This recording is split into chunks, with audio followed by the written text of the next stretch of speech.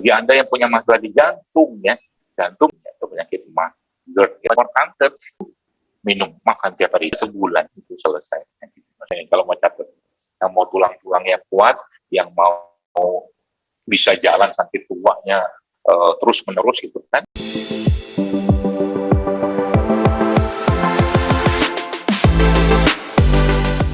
Sebenarnya tubuh kita, tubuh manusia ini, mereka memiliki kemampuan untuk memperbaiki dirinya sendiri. Ya. Namun ada beberapa hal yang akan saya sampaikan nanti yang di situ sebenarnya kuncinya sebenarnya. Kalau kita sudah pakai ibarat kata kita masuk gedung yang besar dengan kunci yang cukup banyak gitu kan, tapi kita punya kunci utamanya gitu kan, maka itu sudah boleh dibilang itu sudah setengah dari perjalanan kita masuk gedung tadi. Ya.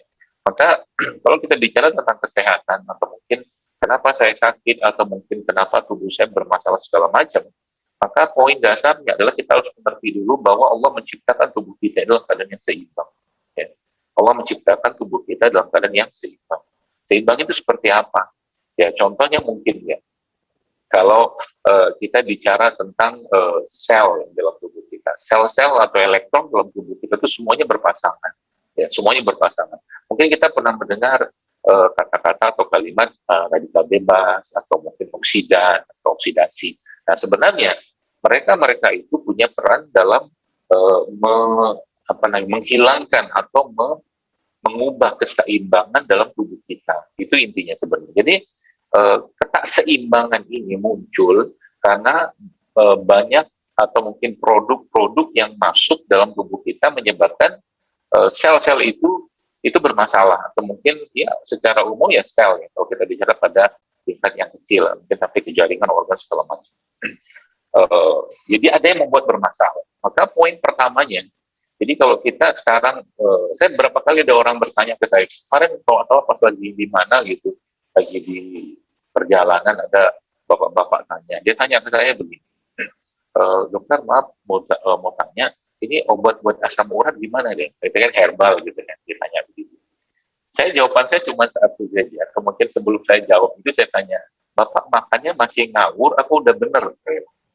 Makannya masih ngawur atau udah bener?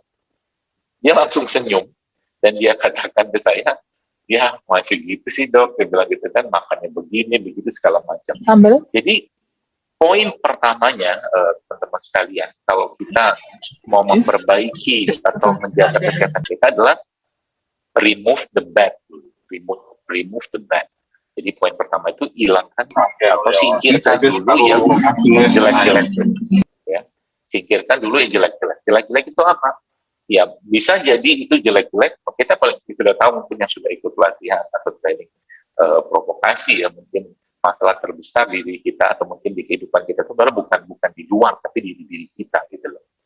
Maka masalah itu kaitannya dengan apa? Dengan ketidakmampuan kita atau kekurangmampuan seseorang dalam menjaga apa yang masuk dalam tubuhnya. Jadi disinilah saya katakan tadi ada 3 poin tadi, di situ nanti akan terkait satu dengan yang lain. Nah, remove the bad ini ya, termasuk juga bagaimana kita memperbaiki pikiran kita dari hal-hal yang tidak baik. Ya, mungkin kalau kita lihat sekarang, mungkin kita lihat begitu banyaknya orang-orang yang bermasalah secara habit ya. Bahkan sekarang itu ada satu penyakit yang banyak sekali melanda banyak orang ya, seperti anxiety atau kecemasan, atau sekarang yang agak lebih populer lagi itu mental illness seperti itulah. Ya. Jadi apakah itu ada kaitan dengan obat-obatan atau dengan makanan atau hal-hal yang buruk? Tentunya ada, karena sejatinya tubuh kita itu diciptakan Allah dalam keadaan yang seimbang. Maka remove the bad ini atau menghilangkan hal-hal yang buruk ini dimulai dari menghilangkan kebiasaan-kebiasaan yang buruk, menghilangkan kebiasaan yang buruk. Ya. Jadi misalkan sudah tahu, misalkan ada satu produk makanan tidak sehat, misalkan ya sudahlah di stop lah gitu kan. Pertanyaannya gitu kan, bagaimana cara nyetopnya? Gitu kan. Bagaimana cara nyetopnya? Saya kasih satu clue aja biar teman-teman bisa aplikasikan. Ini masih poin pertama. Anas bin Malik radhiyallahu anhu, salah satu sahabat Nabi SAW, itu beliau pernah bersama Rasulullah. Lalu dalam kesempatan tersebut Rasulullah tiba-tiba memakan labu, ya, makan labu. Lalu Nabi mengatakan banyak hal tentang labu tadi, ya, tentang khasiat labu, ya seperti itu.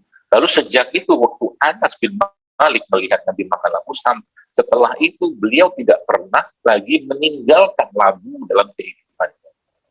Ya. Jadi poinnya adalah bisa jadi kita mau mengajak seseorang untuk hidup sehat, misalkan ya, untuk makan sehat, dia nggak mau gitu kan. Tapi ketika itu dilekatkan dengan dengan keimanan seseorang atau keimanan yang dia yakini, kita sebagai Muslim tentunya, ya maka itu sudah menjadi bangunan yang sangat kokoh, ya, menjadi bangunan yang sangat kokoh. Sebagaimana Abu Hurairah radhiyallahu anhu yang kita tahu bahwa beliau pernah mendapatkan nasihat dari Rasulullah SAW. Ya. Salah satu nasihat tersebut adalah Abu Hurairah dipesankan oleh Nabi ya untuk berpuasa 3 hari dalam 1 bulan. Nah, gitu. Sejak itu Abu Hurairah tidak pernah lagi meninggalkan puasa 3 hari dalam 1 bulan. Jadi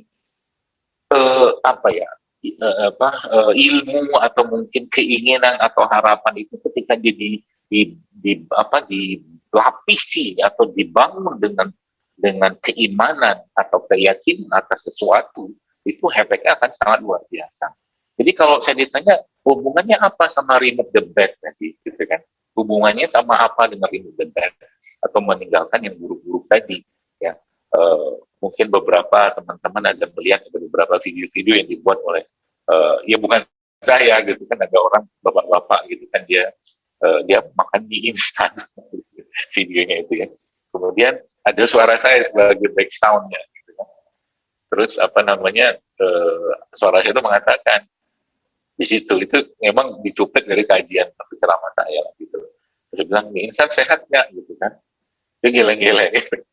Kemudian terus enak Kak, dia ngangguk-ngangguk gitu kan, terus sehat apa nggak sehat tapi enak, tapi kita memaksakan diri kita untuk dimakan. Terus dari situ mengucapkan kata-kata, saya bilang kalau sudah ngerti nggak sehat masih dipaksakan masuk dalam tubuh kita, namanya apa? Terus dia katakan zolim. Di tempatnya Pak Yanto. Oh iya. Zolim kata dia. Ya. Lalu akhirnya yang lucu itu di sesi video itu terakhir itu dia ada kalimat saya yang lain, saya lupa itu di situ apa. Akhirnya dia mengubah mie instan tadi itu, nggak sebut merek. Kayaknya Mas Pras sudah sebut merek, nggak apa-apa. Yang jelas dalam waktu saya kemah orang tua, orang tua murid lah gitu kan, saya bilang kita tuh mau datang ke tempat yang sehat, ke tempat yang bersih, ke tempat yang asri, yang makanan yang benar juga lah. Jangan terus makan kayak begituan, saya bilang gitu kan. Sampai kapan kita mau kayak begini? Masya Allah, akhirnya berubah semua. Ada lagi yang bawa merek yang tadi Mas Pras tulis. Seperti itu. Lalu ya kembali ke tadi gitu kan. Akhirnya kalau ditanya hubungannya sama remove the bad itu apa? Simple aja, satu hal simple. Kalau kita, ya Nabi juga menyatakan atau Nabi bersabda sebuah hadis, innamal a'malu binniyat, semua amal itu tergantung pada niat. Maka bagaimana sebuah aktivitas kesehatan atau hidup sehat itu bisa bernilai ibadah di sisi Allah? Baliknya ke niat kan, gitu kan? Jadi ketika seseorang itu meninggalkan yang nggak sehat karena Allah, dia dapat 2 pahala, dapat dua poin. Poin pertama secara fisik dia dapat, poin kedua secara ruhiyahnya dia dapat karena dia melakukan itu karena Allah gitu. Jadi niatnya apa? Niatnya adalah bagaimana dia mau mengembalikan jasad ini kepada Allah yang telah menciptakan dengan sempurna dalam keadaan yang baik, bukan mengembalikan jasad ini kepada Allah dalam kondisi yang berlimpah penyakit. Malu kita sama Allah. Itu aja, simple kok. Kita sudah diberikan kesempatan luar biasa makan sekian banyak, waktu ngembaliin gitu kan, ngembaliin jasad itu dalam kondisi yang bagus juga gitu loh. Bagi yang mungkin sudah punya cucu mungkin ya, atau mungkin sudah punya anak yang cukup banyak, kan pengen tuh gendong cucu, lihat anak di rumahnya gitu kan. Bukan malah anak-anak itu katakanlah sibuk ngurusin kita sebagai, bukan kita sih, ngurusin si orang ini gitu loh. Gara-gara sih benda tadi itu. Kan Masya Allah gitu. Saya ngelihat kemarin Masya Allah, ngasih, ini intermezzo sedikit ya. Saya kemarin, ini bisa ditiru ini resep. Saya bertemu dengan istrinya seorang bapak, yang bapak itu kawannya bapak saya. Umurnya 82 tahun, dan dia kalau jalan, itu nggak kira-kira jalan. Nggak pakai kilometer, tiba-tiba hilang, jauh berkilo-kilo dari rumah dia. 82 tahun, subhanallah. Terus saya langsung, kalau saya ketemu orang kayak gitu, saya langsung tanya sama dia, ini orangnya makannya apa? Dan ternyata rahasia makannya sederhana. Yang pertama, nih, kalau mau catat, yang mau tulang-tulangnya kuat, yang mau bisa jalan sampai tuanya terus-menerus gitu kan. Itu yang pertama, dia selalu mengkonsumsi bawang putih. Ya, bawang putih yang direndam dalam madu selama 40 hari. Ya. Jadi bawang putih beberapa siung gitu, mungkin yang 30 siung ya, mungkin masukin dalam madu, tutup selama 40 hari, itu dipendam, nanti satu hari cukup makan 1 siung saja. Ya, boleh dimakan langsung. Lebih baik dimakan langsung, jadi digeprek, hancurkan, nanti pasti madu juga, campur madu nggak masalah. Kita tahu bahwa bawang putih itu ya, kalsiumnya, ya, kaliumnya, ya dia punya antioksidan yang sangat luar biasa. Ya. Itu resep yang pertama yang dia lakukan. Resep kedua, ini orang unik, Masya Allah ya. Resep kedua, dia tiap hari itu pasti makan sayur. Dan kalau dia makan sayur, Bapak Ibu sekalian, itu selalu ada jahe yang berlimpah dalam sayur tersebut. Sayuran. Jadi dibikin sayur bening seperti itu, tapi jahenya berlimpah. Bahkan yang bisa makan sayur itu cuma dia sendiri gitu. Masya Allah. Cuma dia, karena saking banyaknya jahe dalam sayur tadi, bahkan istrinya mengatakan, ya, si ibunya itu cerita, itu kadang-kadang sampai diumpetin jahenya tuh kalau sampai itu sama dia. Itu resep yang kedua. Lalu resep yang ketiga, ya, adalah tiap hari dia makan kari, nggak pakai santan. Kari itu, ibu-ibu sekalian, teman-teman sekalian, ada 8 kurang lebih ya, mungkin ibu-ibu lebih paham ya. Kari itu ada kurang lebih 8 jenis bumbu di dalamnya. Ada kunyit, ada jahe, ada lengkuas, ada pala, ada kapulaga, saya lupa apa lagi. Ada serai, seperti itu. Itu semua, Allah Akbar. Kandungan itu kan perfect banget. Dan karinya nggak pakai daging. Kari nggak pakai daging, tapi pakai kacang. Kacang-kacang seperti lentils ya, legumen seperti itu kacang-kacang memang punyai memang proteinnya cukup, seratnya tinggi, jadi orang itu yang nggak ada masalah dengan cerna. Itu resepnya. Termasuk juga ini yang kemarin saya bertemu dengan teman saya juga yang dia mau mengoperasi seorang ibu-ibu usia 92 tahun yang kakinya patah, ya, keseleo seperti itu, sampai retak seperti itulah, tapi nggak jadi dioperasi. Waktu ditanya, ibu kepleset di mana? Ternyata waktu dijawab, dia bukan kepleset, tapi waktu lagi nyangkul di sawah, umur 92 tahun gitu kan, itu ternyata, Masya Allah, dia terpleset seperti itulah. Jadi terpleset itu di sawah, gitu. Luar biasa. Nggak jadi dioperasi, dan ternyata saya langsung diceritakan, dia taruh kalau saya mau tanyanya apa. Jadi dia, apa yang dia katakan pada saya itu, ya dia boleh mengatakan dia mungkin seumur-umur hidupnya dia belum pernah makan makanan yang ada di minimarket atau supermarket. 92 tahun. Tiap hari makannya apa?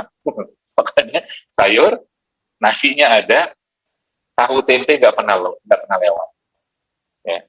Jadi tempe itu kalau kita bahas ya, 3 tahun itu luar biasa. Vitamin B12 yang biasanya ada pada hewan, itu ternyata dengan proses fermentasi itu ada pada tempe. Bisa ada pada tempe, insya Allah. Kalsium yang ada pada tempe itu dengan fermentasi itu meningkat luar biasa. Di sinilah pentingnya teman-teman sekalian, kita mulai membiasakan diri kita untuk lebih memperbanyak lagi. Ini masih pada poin remove the bag ya. Adalah bagaimana kita memperbanyak yang dikupas, bukan memperbanyak yang dikemas. Paham ya? Memperbanyak yang dikupas dan mengurangi, atau kalau boleh menzirukan lah, menolkan yang dikemas. Itu poinnya. Apalagi yang sudah usia-usia 40 tahun ke atas ya, saran saya itu jangan banyak lagi lah makanan-makanan yang dikemas. Ya, Banyakan yang dikupas aja. Berarti kalau durian gimana dok? Bagus, durian bagus. Tapi ingat, durian itu adalah ujian bagi sebagian orang. Ya, jadi hati-hati dengan durian.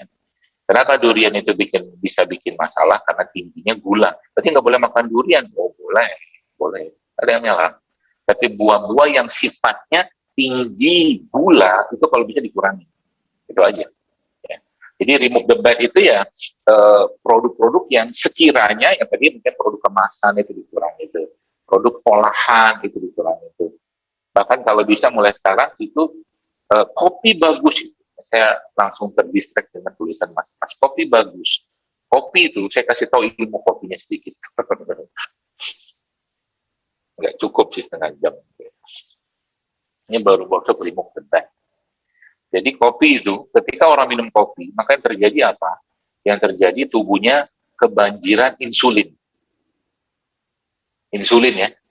Kalau insulin itu muncul akibat orang minum kopinya kopi pahit, bukan kopi kemasan ya, tapi kopi giling seperti itu, yang terjadi apa? Tubuh sudah diposisikan, ya, tubuh sudah diposisikan pada kondisi tubuh sudah makan. Jadi dia nggak perlu makan. Makanya orang ngopi itu nggak perlu makan. Bang ya? Itu termasuk juga orang yang ngisap ya, rokok ya. Rokok itu sama juga terjadi seperti kafein ya, nikotin itu. Yang luar biasa lagi kalau orang sudah merokok, orang sudah ngopi dan kopinya pakai gula yang parah. Jadi tubuhnya dikondisikan, bahasa saya itu di tanda kutip ya gitu ya, seperti itu. Tubuh itu seakan-akan sedang banjir gula dan sedang banjir insulin. Insulin kan fungsinya membawa gula ke dalam sel. Jadi makanya orang yang ngopinya pakai gula, dan orang yang merokok gitu kan, itu nggak perlu makan tuh, karena tubuhnya sudah tersetting banjir gula dan banjir insulin seperti itulah. Itu rahasia di situ. Jadi sebenarnya kalau kopi saja itu bagus, ya bagusnya maksudnya dia bisa membuat tubuh itu bisa mengeluarkan insulin lebih banyak. Makanya sebabnya kalau saya lagi nggak pengen makan, saya ngopi aja. Saya ngopi aja. Ya, karena dengan kopi itu insulin keluar otomatis ya, kalau nggak ada cadangan gula yang ada di tubuh untuk dimasukkan dalam sel ya, gula yang ada akan dikeluarkan karena otomatis kan, karena kalau nggak ada kalori yang masuk kan kita butuh energi. Ya. Nah jadi itu poin pertama, remove the bad. Ya, remove the bad itu ya tadi ya, makanan kemasan, makanan olahan, makanan yang proses, makanan yang mengandung bahan-bahan segala macam itu stop semua, termasuk semua jenis kalau bisa sih yang pengen tetap mengkonsumsi bahan produk-produk yang digoreng, ganti aja nanti minyaknya itu dengan minyak yang bagus ya, nggak masalah ya. Bahkan kalau tetap pengen makan gorengan misalkan, boleh nggak makan gorengan? Ya susah ya, susah menyuruh orang menghentikan makan gorengan ya. Orang Nabi Adam aja ya, subhanallah ya, takdir Allah ya, itu kan kalau kita belajar dari Nabi Adam itu kan, atau dosa pertama anak manusia ini kan kaitannya bukan dengan apa-apa, tapi dengan makanan. Dosa pertama manusia itu kaitannya dengan makanan.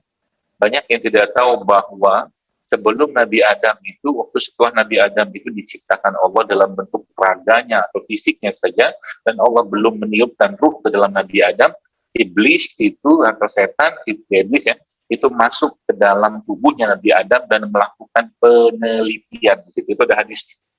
Dan didapatkan 7 kesimpulan dari iblis tentang sosok Nabi Adam itu. Iblis bilang apa dalam penelitiannya tadi? Bilang ini manusia akan banyak masalah dengan emosi. Ini masuk manusia ringkih, ini makhluk ringkih sekali, dia bilang rapuh.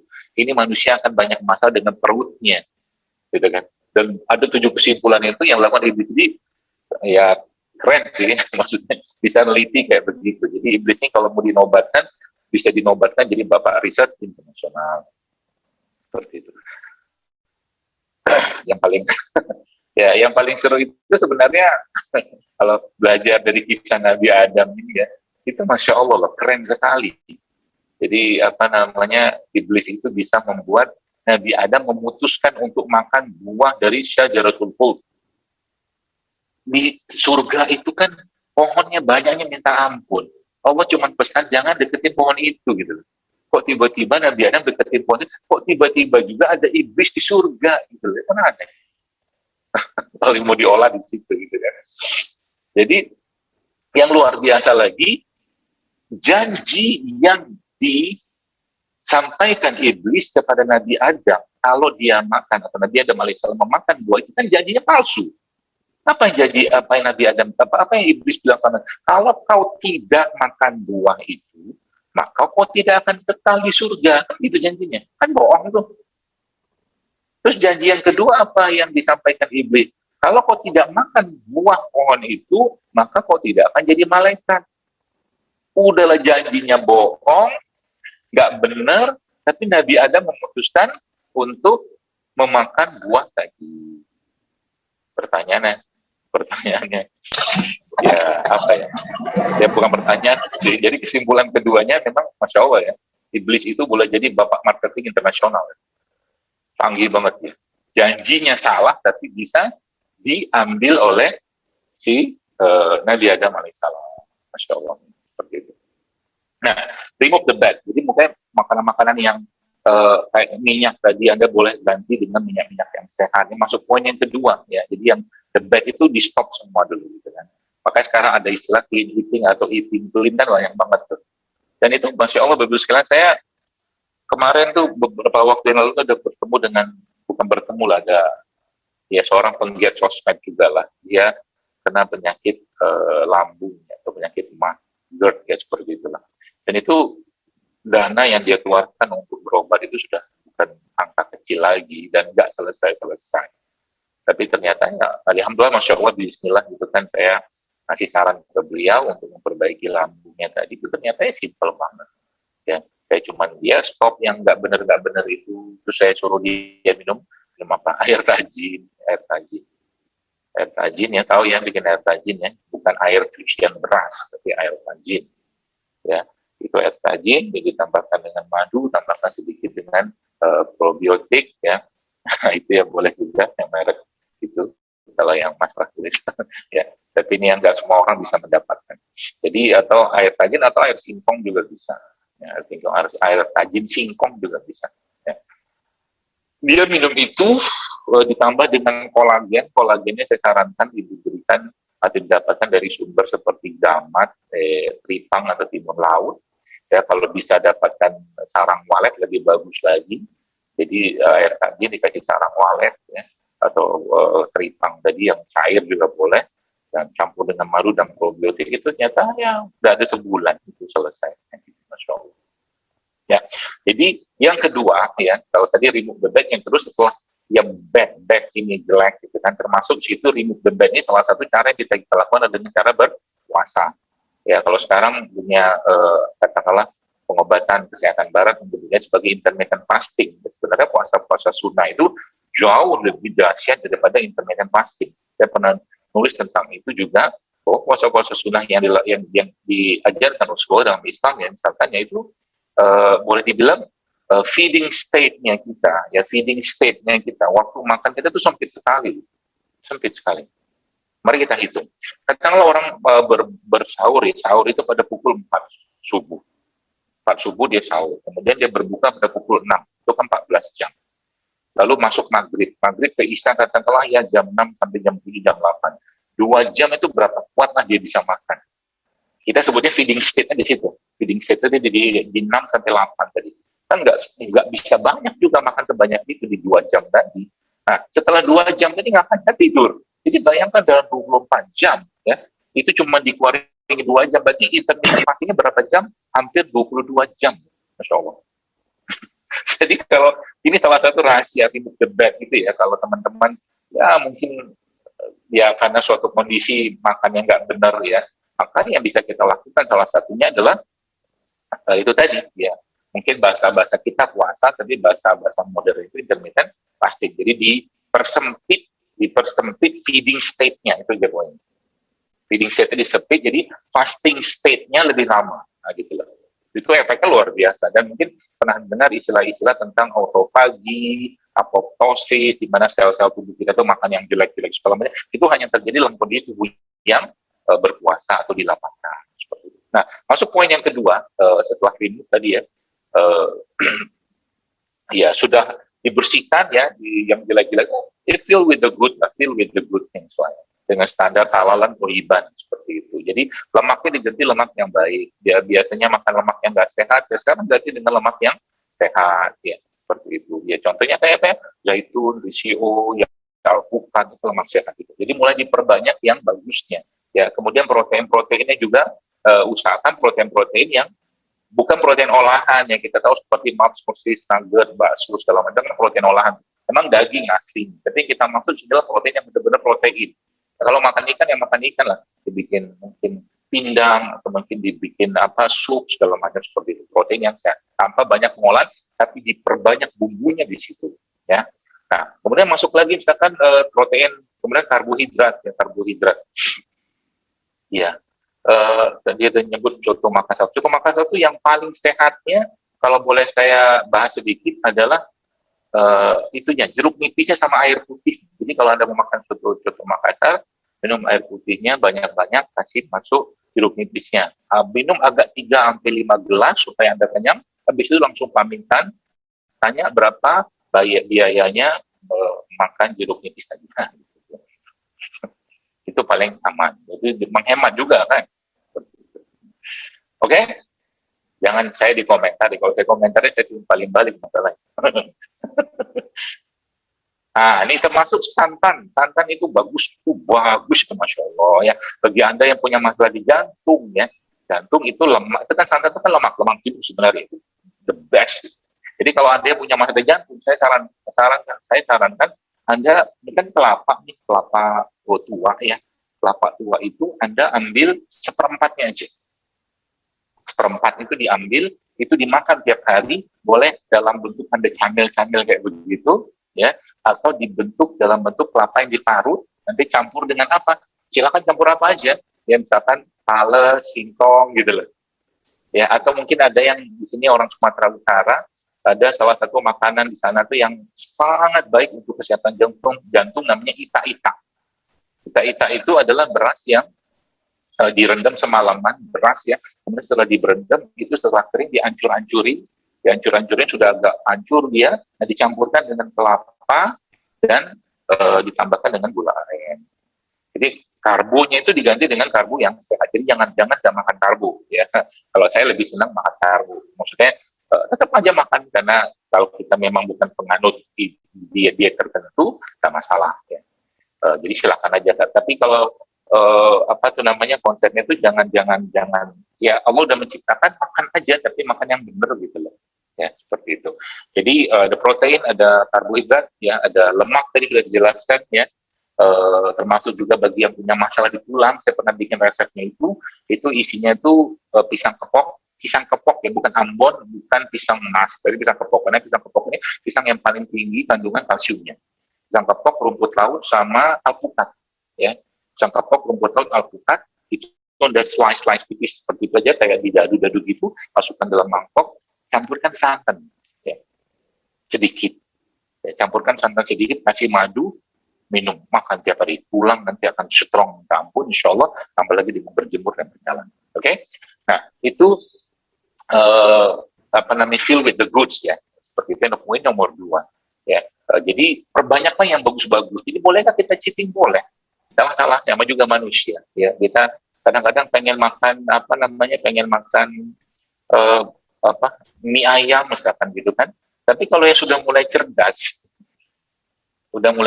kalau mau makan mie ayam, dia akan cari mie-nya yang mie non gluten. Gitu. Ya, kalau dia mau cari makan ayam, bahkan dia cari ayam ayam sehat, ayam non residu segala macam gitu. Jadi tetap bisa makan biasa. Sayurnya juga sehat gitu kan. Jadi mungkin nanti perlu dipikirkan juga, selain kopi itu di Rotella itu ada makanan-makanan sehat yang lain seperti itu ya. Jadi jangan kopi tok isinya. Kopi nanti tekor bandar. Kalau orang di Aceh itu bisa dari pagi sampai sore ngopi tok. Gitu. Ya seperti itu. Dan terakhir feel with the good and ini tadi itu adalah rempah-rempah. Saya sarankan, I strongly suggest kepada teman-teman semua, kalau Anda tidak punya penyakit, saya sangat menyarankan tiap hari kalau bisa makanlah rempah, rimpang atau herbal apapun bentuknya, makan. Karena saya menyaksikan sendiri orang-orang yang subhanallah bahkan sudah akan jatuh kepada tumor kanker itu gara-gara cuma makan satu jenis herbal saja dan dia amalkan rutin, itu kankernya tumornya nggak tumbuh. Gara-gara cuma makan apa coba? Habatus sauda, hanya itu aja. Masya Allah kan? Apalagi mau tambah dengan yang lain, ya. Bagaimana ada postingan saya tentang salah satu dokter di Amerika yang menceritakan tentang kenapa di India itu angka kankernya itu rendah, itu ternyata tingginya konsumsi spices di sana, rempah, ya rempah. Jadi India itu termasuk negara yang memang dia secara konsumsi gulanya tinggi, tapi dia angka kankernya lebih rendah daripada bahkan Amerika, ya. Di Timur Tengah itu, di Timur Tengah. Karena tingginya konsumsi spicy. Jadi daripada sekali-sekali mungkin perlu dicoba, ya mungkin kopi jahe, kopi ketumbar, kopi kayu manis, gitu kan. Jadi tetap dapat kopinya, tapi dapat rempahnya juga. Atau mungkin tetap minum dalam bentuk aslinya, misalkan ketumbar, atau mungkin jahe atau kayu manis ya seperti itu. Karena memang di situ banyak sekali kandungan-kandungan antioksidan dan bahan-bahan aktif yang lain. Dan yang ketiga, terakhir sebagai penutupnya, ya ada satu remove the bad, yang kedua fill with the goods, ya.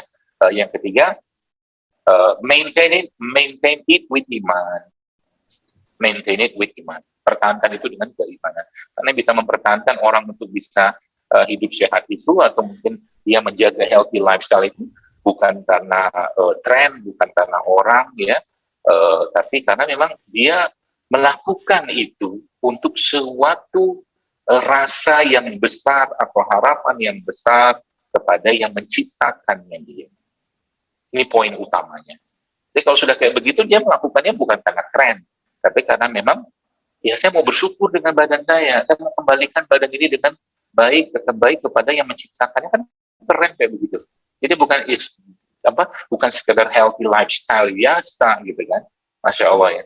Jadi nanti kembali pada Allah itu dalam keadaan kan asik loh, bagus sekalian. Bayangkan misalkan ya kita akan tua semuanya, ya saya juga, bapak ibu, teman-teman semua, tapi kan asik tuh meninggal lagi sholatnya masih sholat sempurna, meninggal dalam keadaan membaca Quran, meninggal dalam keadaan sujud, bukan meninggal di atas tempat tidur karena penyakit yang disebabkan oleh kelalaiannya sendiri. Waliyahzubillah. Semoga Allah jauhkan kita dari berbagai macam penyakit, dan semoga Allah mudahkan kita untuk hidup sehat, dan semoga Allah ikhlaskan kita untuk hidup sehat, ya makan sehat, ya minum sehat, bergaul dengan orang yang sehat, bukan semata-mata karena tren, karena kita mau bersyukur dan berharap ridha Allah Subhanahu wa taala.